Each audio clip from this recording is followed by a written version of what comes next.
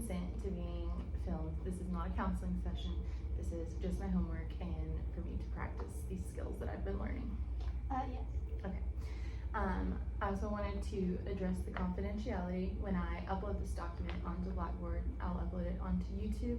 So there may be someone that could see it. It's very unlikely, but it's not completely confidential. Is that okay? Yeah. Okay. So, how is your summer going since we talked last time?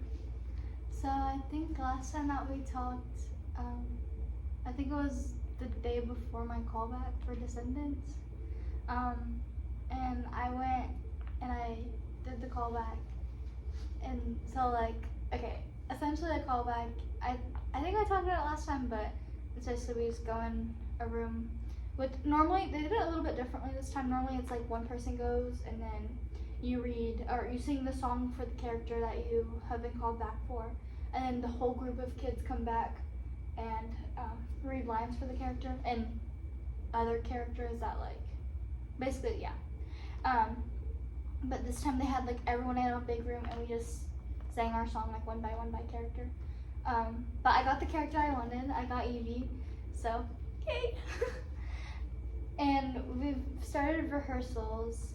Actually our show is in 2 weeks already because it was a 1 month intensive, so yeah. So you seem really excited about that. Yeah, I'm excited. It is a bit of a challenge though because normally I'm a soprano, which is a bit on the higher side, but Evie is there's a lot of 4-part harmonies in the show because the main 4 characters are okay, so I'm the daughter of the evil queen, and then there's the daughter of Maleficent, her name is Mal, and then Jay is a son of Jafar, and then Carlos is the son of Cruella de Vil. And actually all of my best friends got it. So my friend Brindley got it, she got Mal, my friend Addie got Jay, and then my best friend Tristan got he got Carlos. So I'm really excited to have a show where all of us are the main 4. Anyway, the music is a lot of 4-part harmonies because you have the main 4 cast, and Evie is an alto, which is lower on the girl side, so it is a bit difficult for me. My voice has definitely changed while doing the show, but I love the challenge because I'm used to not being able to play someone who's evil, so I like that. Mm-hmm. So you said this was coming up in 2 weeks, correct? Yeah. So, and how long have you been practicing? I know the last time we talked, you were just about to do, yeah. So how long have you been practicing? I'd say since, I think we started, I can't remember now. I think we started, this is July, right? Yeah. What was last month, June? Mm-hmm. I think we started June 1st. Wow. I think, yeah. So, it's been pretty intense. Yeah. How often do you have practices during the week? Practices every day except Mondays, and most of them are 5 to 8. Today is 5 to 8. I have rehearsal today after this, and but on Wednesdays it's 2 to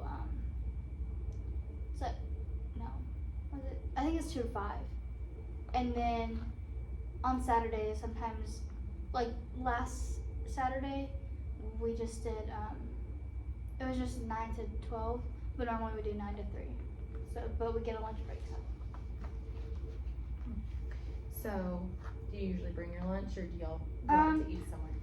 Normally it's it's kind of a fun thing because the guy who got the other lead, his name is Landon. He got Ben, and we're not very close with him, but all of us, or the main 4, have been friends for I'd say about at least 2 years now. So we kind of see it as a team bonding thing. So when we have lunch or whatever, we'll either order pizza and stay at the studio, or we'll go out to eat somewhere with them. Yeah. So, you said that you and the best friends that you have there, you all have main Yeah. parts in this play. So, you've never had that before? Is that what you said? No, well, before me, I did Beetlejuice a couple years ago, or last year. Yeah, last year.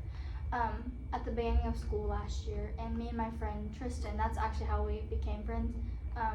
He played my husband, I was Barbara, and he was Adam, and that's kind of how we became close, and that's how I got to really know everyone else. So it's not my first time getting a lead with him, but it's my first time with like my friend group. So you just seem like you're very, very excited. Are you nervous at all since it's coming up so fast and you haven't had that much time to really study and practice?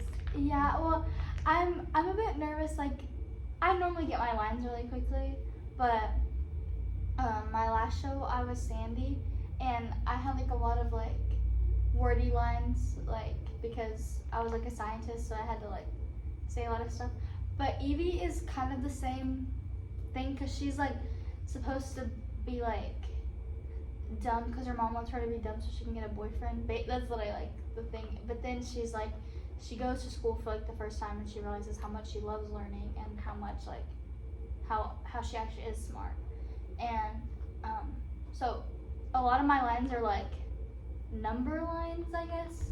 I have to like, there's one where I have to like recite the atomic weight of silver, and it's like, it's hard, but I think I've got it. That would be difficult.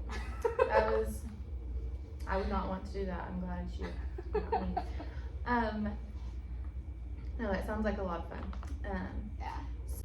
So you said that you're playing an evil sort of role. Yeah. Is that right? So, and you said you don't think that that's really how you are as a person. Yeah. So it's gonna be fun or kind of interesting to do that. Yeah. Are you excited about that? Yeah, I've always, me and my director were pretty close. Like, I mean, when I went to the Discovery Awards, I had to spend like a whole week with him. So, I mean, I've known him for a while. Him and my mom are good friends. So, but I've always told him I was like, or he's not the director of this show, but he helps a lot. And I told him before, I was like, I really want to play an evil character because I just feel like that's just something that I know, like, I've never done before, so I wanted to try it. And even though Evie's not like very like evil, like she starts off evil and then like her storyline just like progresses throughout the whole show. Like she kind of like there's a part, so Evie's kind of like, I guess like the flirt of the group or whatever. She's always just been kind of like a pretty like girl, and okay, my character, she has like 2 love interests, but then one of them ends up turning like their back on her, like betraying her, whatever, and so she's like, okay. And his name is Chad, and that's like Prince Charming's son, or Cinderella's son. And then my other love interest is Doug, and he's I forgot, he's like the son of one of the 7 dwarfs. I can't really remember, but it ends up, so okay, I'm telling you my whole storyline. So the character, her mom is the evil queen, so she gives her like a mini magic mirror, so it's like a little one, and she's like in the isle where they all live, or like where all the villains were like banished to, magic is like prohibited, it doesn't work there. But when she gets to Oridon, it works. And so she kind of she's never went to school before and like never done any of that. So one of the scenes that I say is the weight of silver or whatever, is like show that like they don't have proper etiquette for the classroom. She's just kind of talking, and like then the professor is like, hey, what's the atomic weight of silver? And so she like says it into her mirror, and her mirror says it, or like, you know, shows the number, and so she like tells him, and then everyone's like, oh, she's so smart. Then that's when Chad, or someone like Evie, at the beginning of the show, she's like, oh, he's kind of cute, and he walks up to her and is like, hey, you're so smart, like, you should do my homework. And so she's like, I mean, I will, because like she wants him, but she'll be like, but it's not me that does it, I'm not smart, just like make it a point, like, I'm not smart, but I have this mirror, and that's what makes me smart. And so that's obviously like cheating. So Audrey, which is a Sleeping Beauty's daughter, she like has a, so Audrey and Ben were dating at the beginning of the show. Then Mal comes in and Ben starts to fall in love with Mal because she puts like a love spell on him.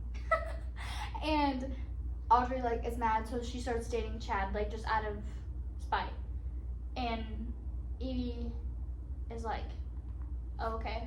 But Doug is super sweet to her, so she starts falling in love with Doug. Then Audrey is like, I want these evil kids to get out of Oridon, which is like the magical land. And so she's like, okay, we need to get some dirt on them, like, to get them kicked out. And Chad is like, I have dirt on one of them.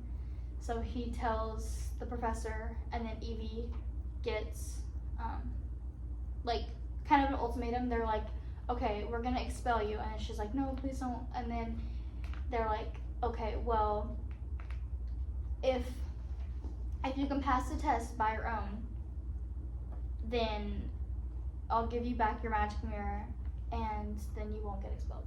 So obviously it's a Disney movie, so she ends up passing the test, and yeah, and her and Doug end up together.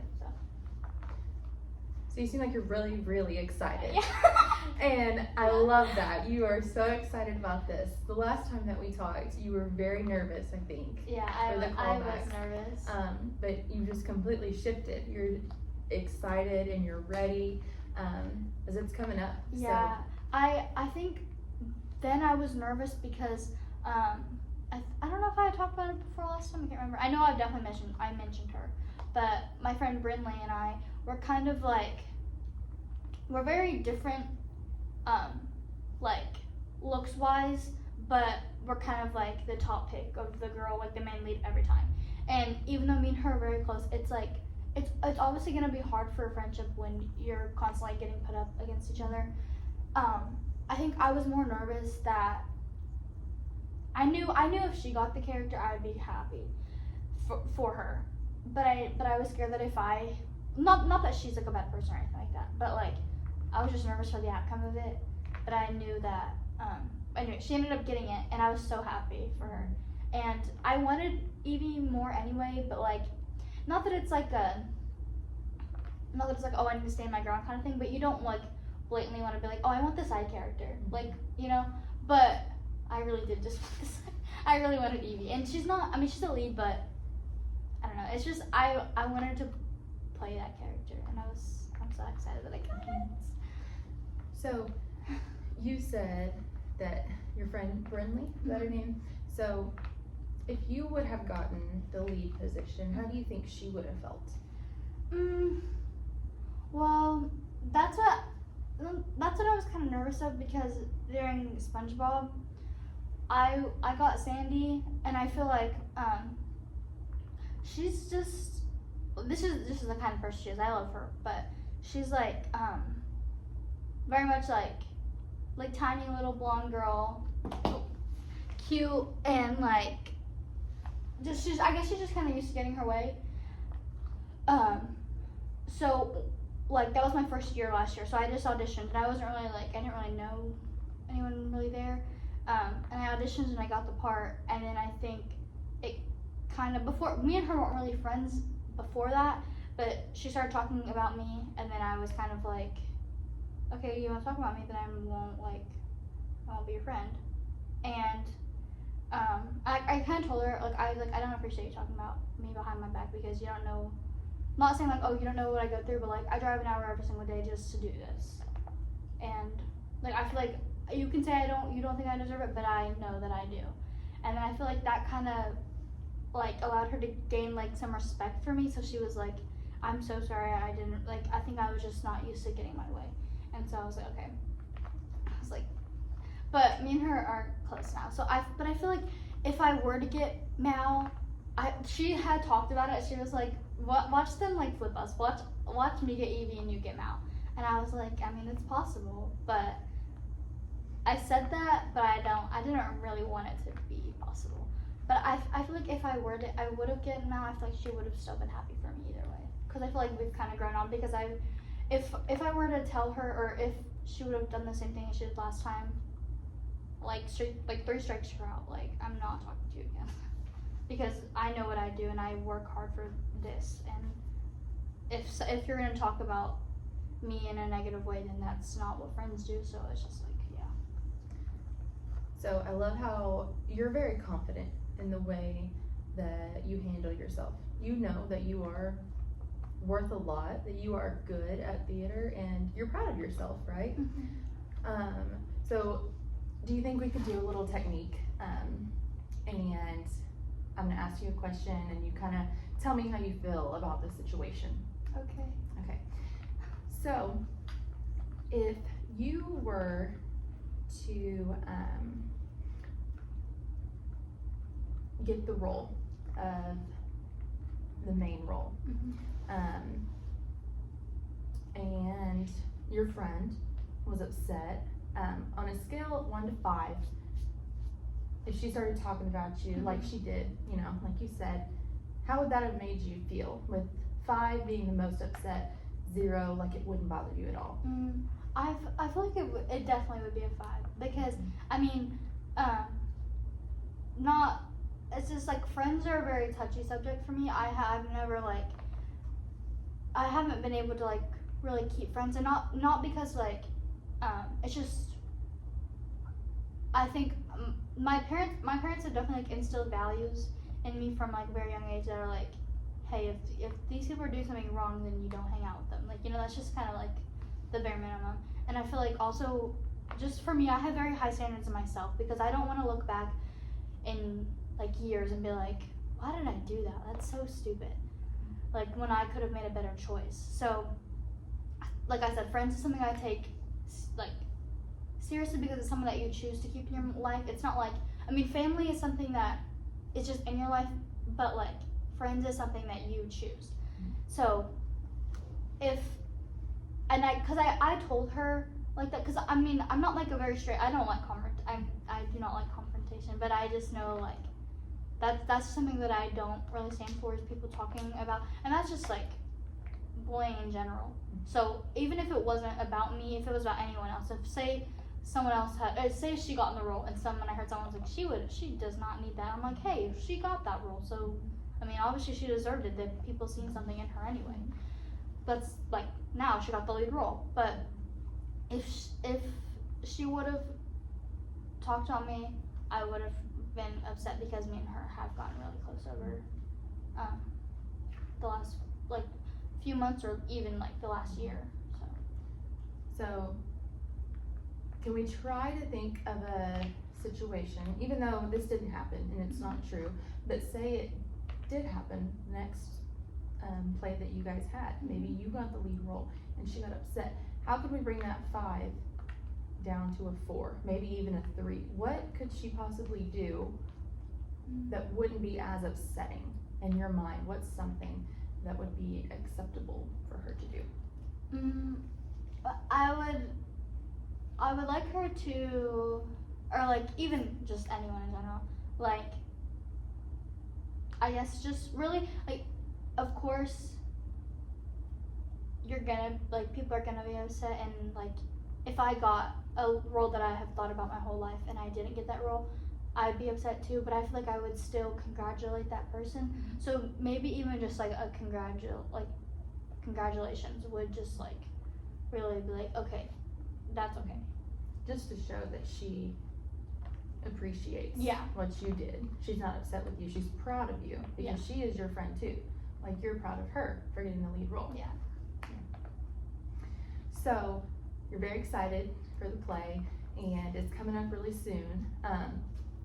I want to kind of switch gears and talk about, since summer's almost over, if there's anything kind of on your mind, anything you're nervous about coming up with the school year, anything happening right now. So actually, as of yesterday, I think I talked about this last time too. I made the decision to quit color guard, which is something I don't like. It's hard for me to say because I haven't told my coach yet, but that like just last year. I mean, I was a straight A student before, and I had A's and B's last year, so that's like again something that's just for me like that's like not something that I set for myself. So I'm like, and theater is something that I love to do and I would do above all else. And I feel like my enjoyment for color guard has definitely like fizzled out, and it's more like a chore now. That's like, oh, I gotta go to practice. As in for theater, I'm like, oh, okay, yeah, I get to go to rehearsal.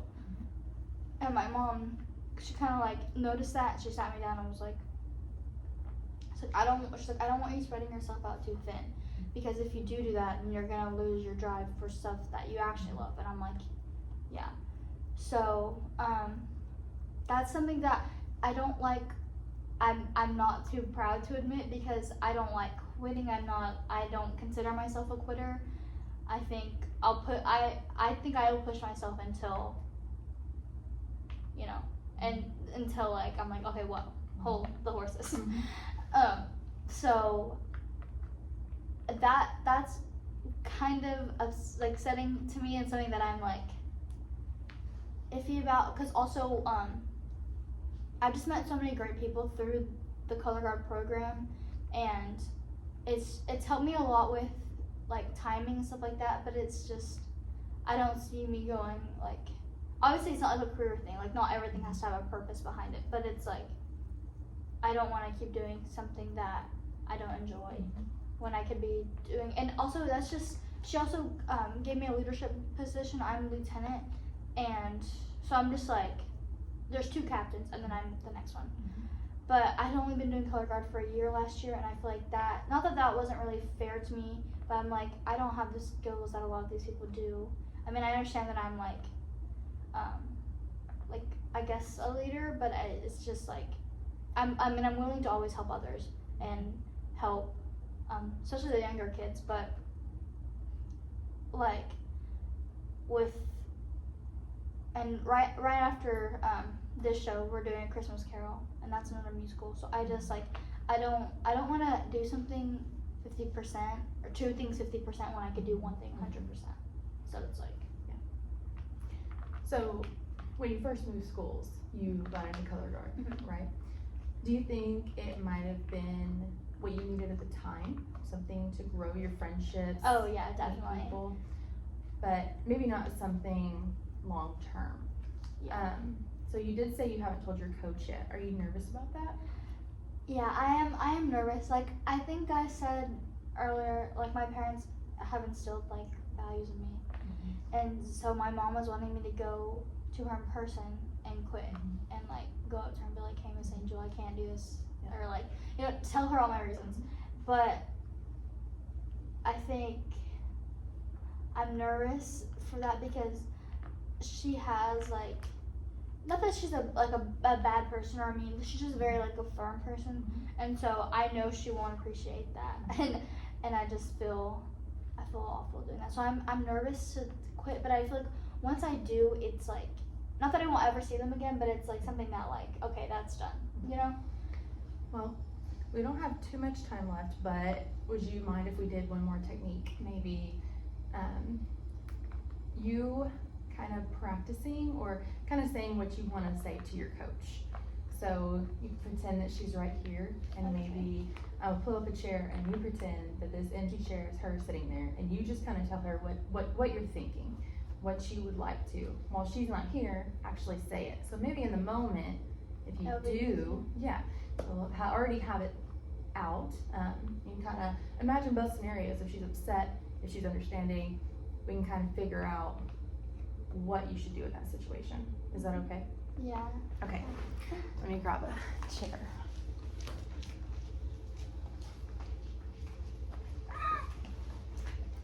Okay. You just pretend that she's sitting right here, and just say whatever you want to tell her. It's okay if it's awkward. Okay, It's no. going to be. It's okay. Yeah. Okay. So, Miss Angel, I need to talk to you about something that it's not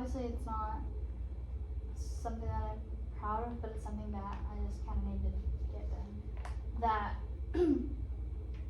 I talked to my mom and both my parents and told them and kind of just had a conversation with them, and I think before the season starts that I'm not gonna do color guard, and it's not just because I don't want to do it. It's just something that I just don't want to let you down and the team down because I won't be able to be here all the time because of theater, and it's just like I can tell that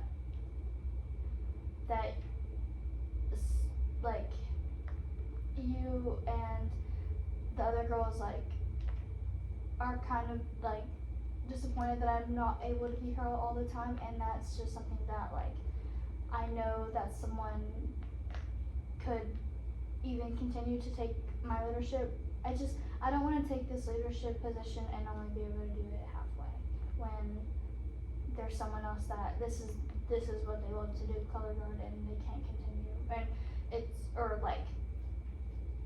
I'm holding them back because I can only do it halfway, you know. How do you think she would respond to that? I think she'd be like, well, okay, because she's very like before when like I've had problems before last year's show. I told her I was like I don't think I'll be able to do winter guard, and then she was like, no, please do it, like please, and I was like okay, but or she's like, we'll work around your schedule because I had the school show, and then when I wasn't able to go to guard rehearsals and was able to go to color or theater, and then she'd get like kind of mad about me and talk about me to the other girls, and then I mean I don't really care, but I was like you said that you would work around and my schedule knowing that I wouldn't be able to be here all the time. So you think with her responding like that, do you feel like you would be able to kind of stand your ground and tell her that? Yeah, I feel like my mom said too. She was like, well, what if she tries to like recruit you back, and I just be like, this is just something that like I've kind of made up my mind on, and it's not like to hurt anyone or like just to because I don't feel like it. It's just something that like it's just I don't want to stretch myself too thin.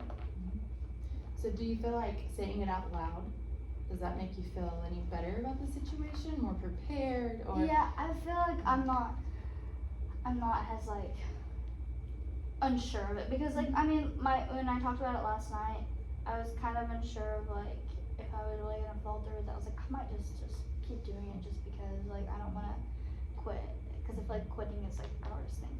And then but I feel like now it's just something that like okay, once I say it, it will just be over with. You have to do what's best for yourself. Yeah. Because you don't want to do too much and then get burnt out of everything. Because you love theater, you don't want to be burnt out on that. Yeah. But well, we're almost out of time. But it sounds like you have a really fun 2 weeks coming up. You've been practicing all summer. You're really excited about your play. You're excited about doing it with all your friends, getting to be close around them all the time. You've just been super busy with practice almost every day. Yeah. But you also had some hard decisions to think about over the summer, some big changes maybe coming up, but it sounds like you started thinking about them, you're getting prepared to have those difficult conversations, and you know what you want.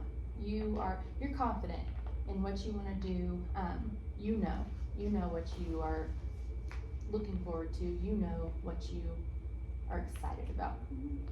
So I thank you for coming to this interview, and thank you for talking about this with me, and Thank you. thank you for coming. Yay.